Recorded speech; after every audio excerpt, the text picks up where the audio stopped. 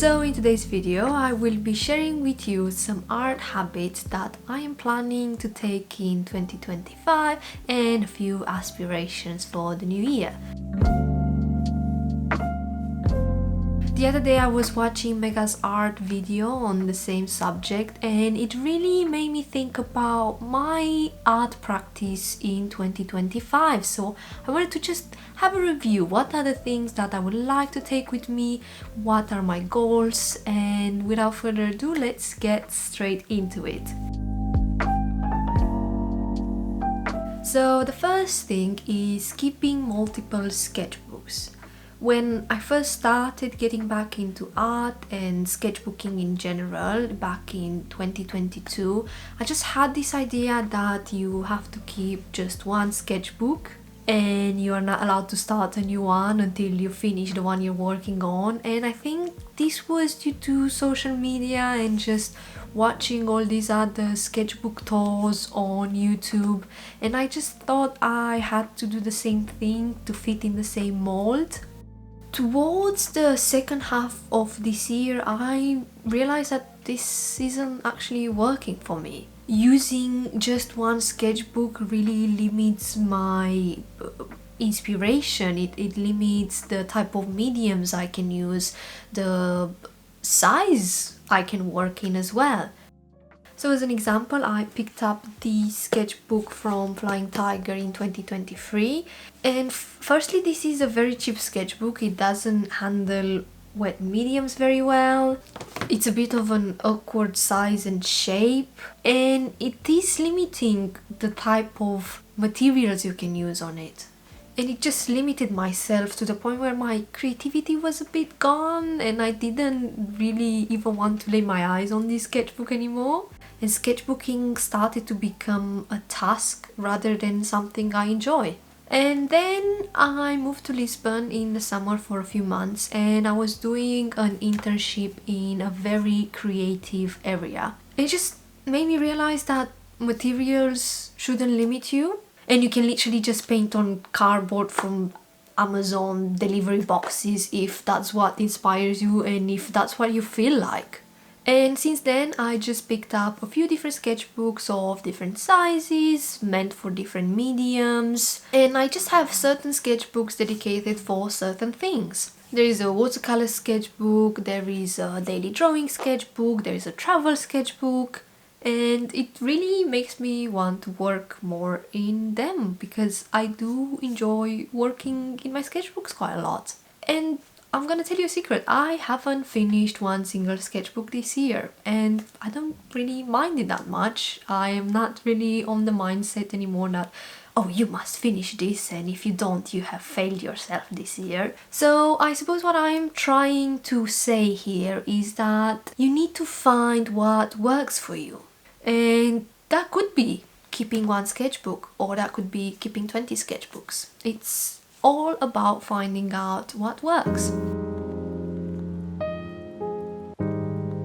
My second point is using my own pictures as references rather than Pinterest. This is something I don't do quite as much as I would like to, but in the new year I definitely want to do it more often. Because sometimes you get on social media and we all start using the same reference pictures. I think there was one week where I've seen 5 different artists using the same reference picture, and I mean that's great and all, but for me personally I would like to have a bit more originality in my work, and not just that, but it's more about what speaks to me. And random portrait from Pinterest maybe doesn't speak as much as a beautiful landscape from the Lake District. And somehow as I'm filming this video my chair keeps moving away from me. I must be moving too much.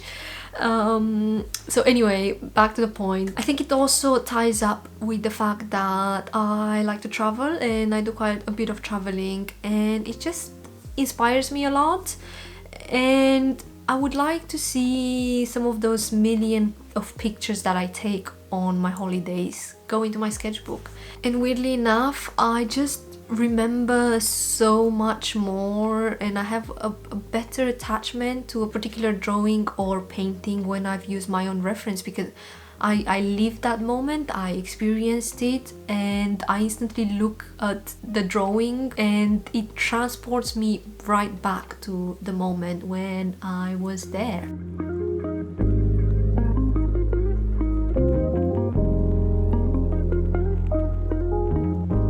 My next point is actually building up on my previous point a bit. It's not getting stuck into one subject, which is something I've been actively trying to do a lot. So maybe today I draw some portraits, tomorrow some landscapes, maybe I do some still lifes, some figure drawing, and it just keeps things more fun for me. And I want to push myself even more to do it, maybe have thematical weeks, maybe this week only drawing portraits, next week only drawing fishes, I don't know. I think it's just a great way to grow as an artist, and just by knowing how to approach different subjects, I think it would really benefit my practice.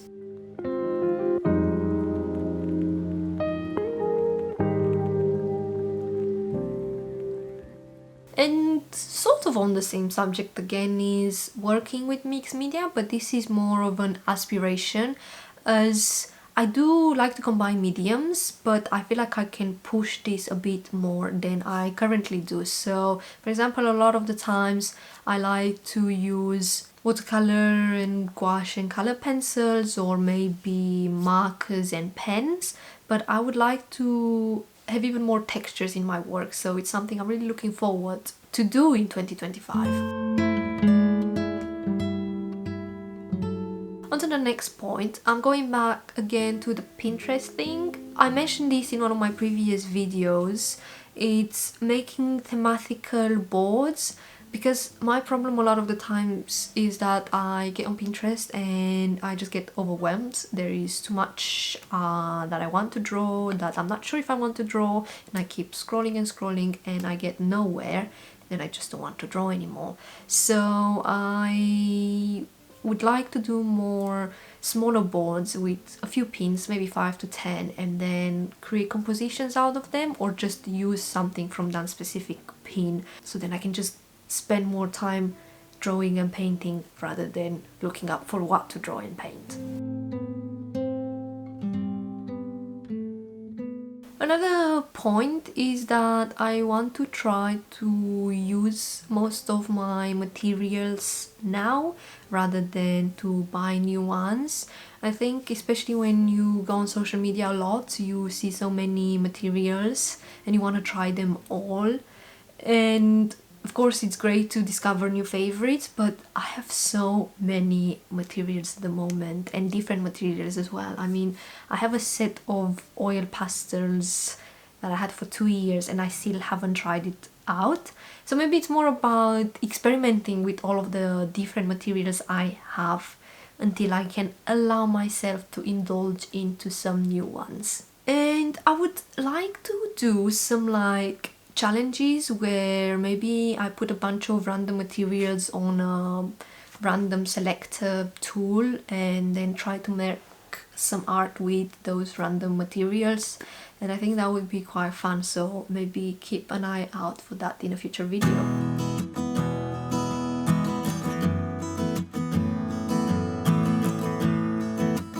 The next point is joining some more challenges, because this year has been the first time I've joined a challenge. So I did Inktober in October, which it's a monthly challenge for those who you don't know, where you are just using ink materials and you get a different prompt every single day. You can find more details on the Inktober Instagram page.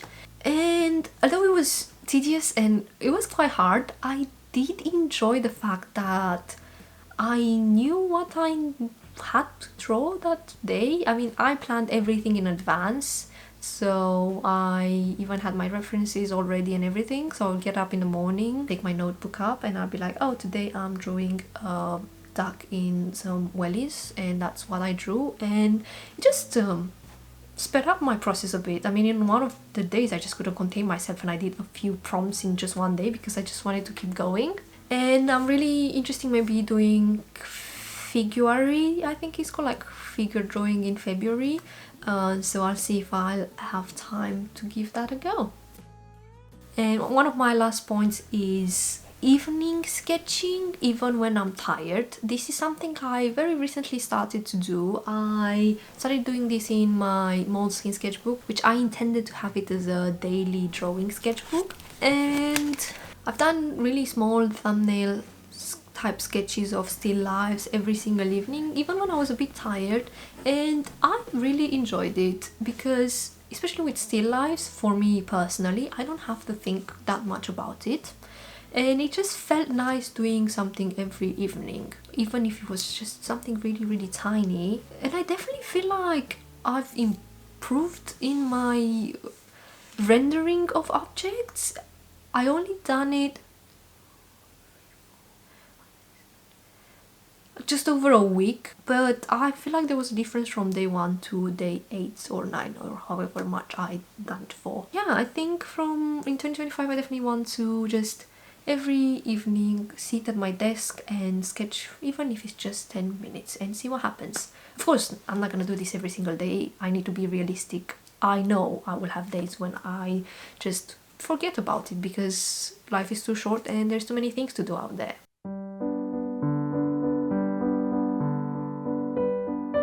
And the last point of this, it's not necessarily a habit I already have, but it's something I do really want to try in the next year, and that is getting out of my sketchbooks, which is a bit weird because we started from using a lot of sketchbooks, but I've realized, especially recently, I haven't really done a lot of work that hasn't been in my sketchbooks. And at the beginning of last year I was doing quite a lot of oil painting, which I would really like to get back into. I think that would be quite fun, and I would love to take some of the things I do in my sketchbook and bring it on a canvas or on a bigger piece of paper, spend more time with my paints. I do have a lot of paints and I think sometimes they need to be used a bit more. They need a bit more love.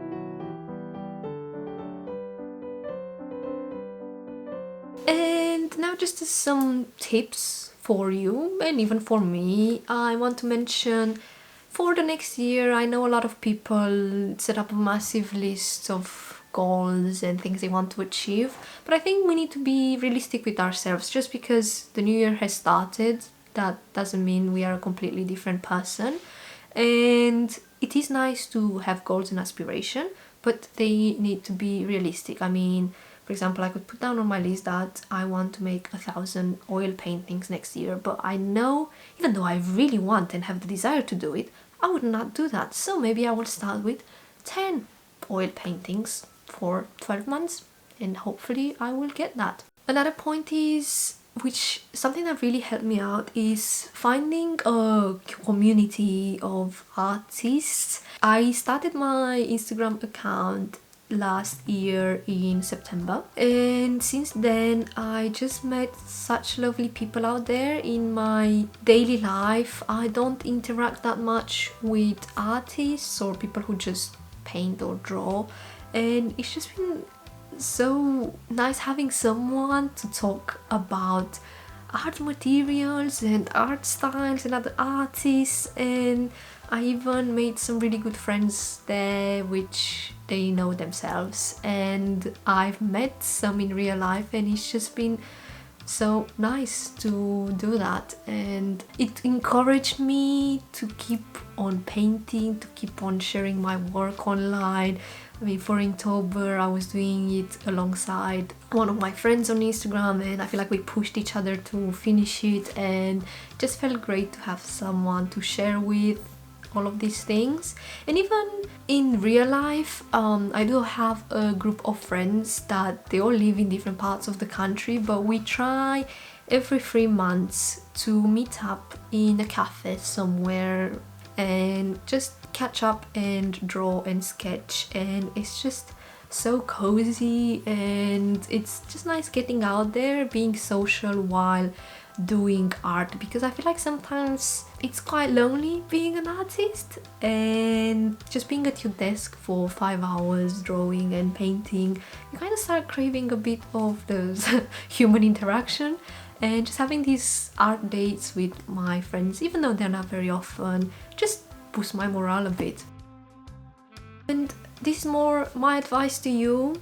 It's don't be afraid to experiment. Honestly, the best things I've done, not in terms of how they look, but how they made me feel, were things when I was experimenting, when I was just like, I don't know what to do, and then I'll just take a few materials out and start not having a plan, and then trying different materials, trying different materials.